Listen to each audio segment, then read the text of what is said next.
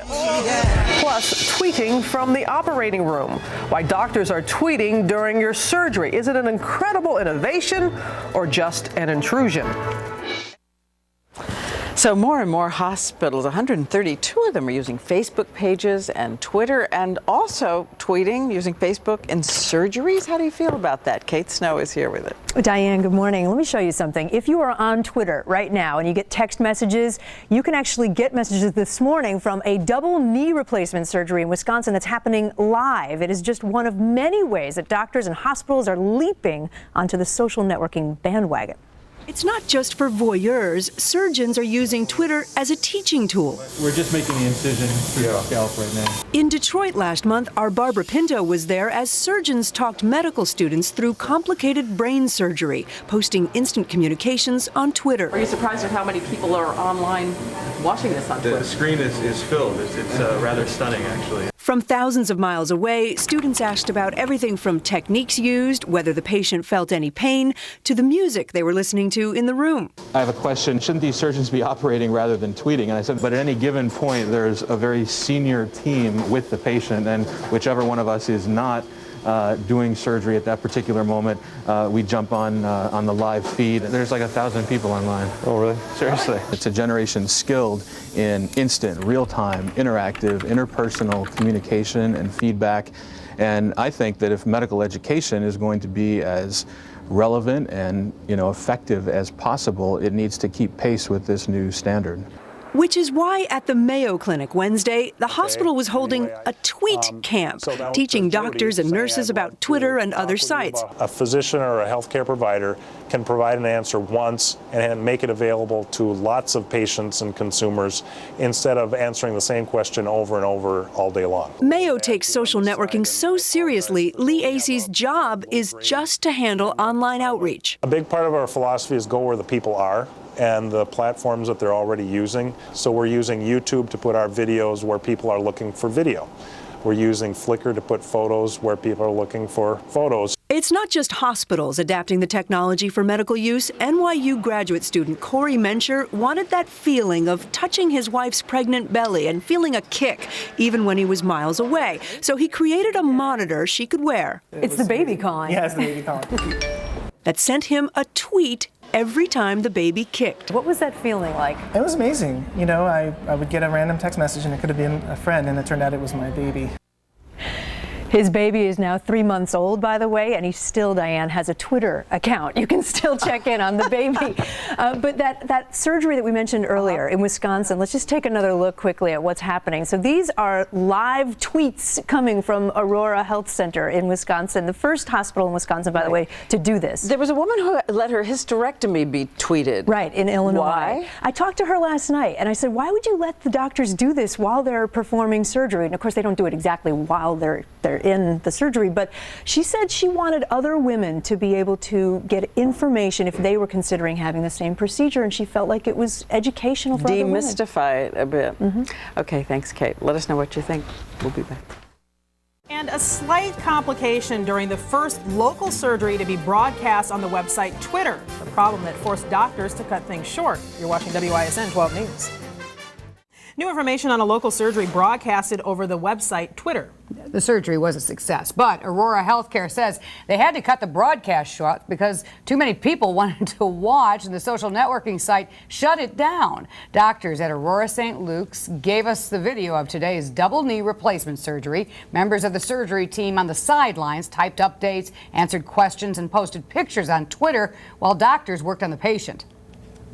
So I really didn't do anything different today than what I usually do, and really what I was doing is verbalizing as I was working. The surgery attracted more than 2,000 people. About a half hour before the end of the surgery, Twitter asked doctors not to post anything for another, hour because they had already posted so many messages. Also ahead, a local hospital making national headlines for tweeting during a surgery. How doctors provided a unique and very up-close view of the procedure to an online audience. You're watching WISN 12 News. Thousands of people from all over the globe had a front row seat to a surgery here in Wisconsin. We'll show you the fusion of medicine and modems and the target audience doctors were hoping for. Doctors at Aurora St. Luke's opened their operating room to the internet. They're the first hospital in the state to broadcast a surgery on the social networking site Twitter. 12 News' Kyler Berge followed the tweets. It's an operating room open to cyberspace, from the very first cut to the last stitch. This is video shot by Aurora Healthcare from inside the OR. Through Twitter, anyone on the net could get a unique look at a double knee replacement surgery. It's exciting, and I think it's an exciting way to communicate with patients. 2 weeks ago, I never heard of Twitter before. Inside the OR, 2 added members of the surgery team typed updates, answered questions, and posted pictures every few seconds, all while doctors worked on the patient. I really didn't do anything different today than what I usually do, and really what I was doing is verbalizing as I was working. The posts were specific, the pictures at times graphic, but tweeters seemed to love it. In the middle of the surgery, more than 2,000 people are following, asking questions like what the new knee will be made out of, how many people are in the operating room, and the status of the patient. We even submitted a few questions of our own, though doctors tell us a few tweets were a bit out there. Someone from Europe asked me if I do this surgery through a peephole, and I wasn't sure what that meant.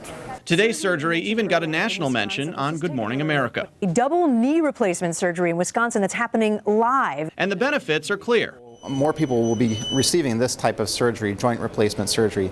This gives them a little bit of an idea about what's actually involved. And it's a new online reality show for the rest of us. In Milwaukee, Kyler Berge, WISN 12 News. And in case you were wondering, doctors say the surgery went perfectly and the patient did consent to this experiment. Hey, I heard a lot of tweeting going on today. Yeah, birds. It was a beautiful day. Still ahead tonight at 5, Twitter invades a local operating room during surgery, and so do our cameras. Well, as Twitter becomes more popular, Aurora St. Luke's Medical Center is getting in on the trend. Today, the hospital posted messages and pictures on the Twitter website about a knee surgery going on right at that moment. The patient was well informed and aware of what we were doing and really excited to participate in this. So we've taken efforts to protect the patient's privacy while sharing as much information and photos as we were able to. 2 weeks ago, I never heard of Twitter before, and I've learned a lot over the last 2 weeks, and I think it's just another unique kind of way to use the internet to communicate with patients and try to get the information about what a knee replacement involves and get them over the fears. Yeah, now the doctor concentrates on the knee. Somebody else assists in the tweeting. For more information on the surgery, post it on Twitter. Just visit our website at cbs58.com and click on news links.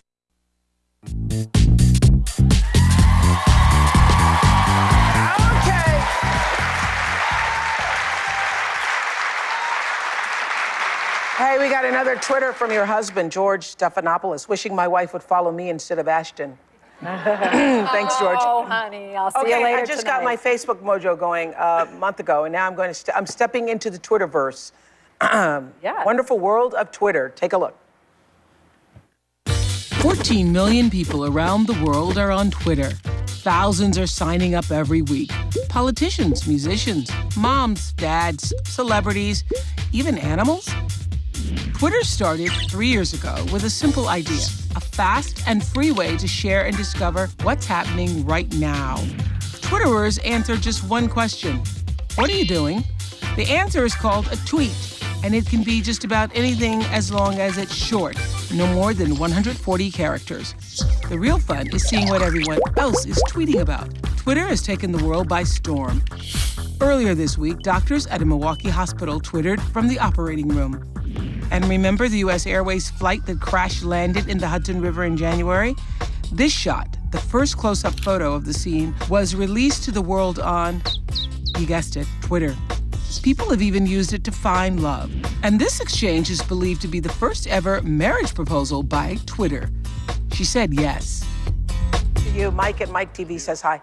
Oh, it's too cool. I'm still not sure I really get it, but I left this morning my building and my doorman said, "I hear you're tweeting today." And I said, "Yeah, you're a Twitterer?" He goes, "I don't even know what it is."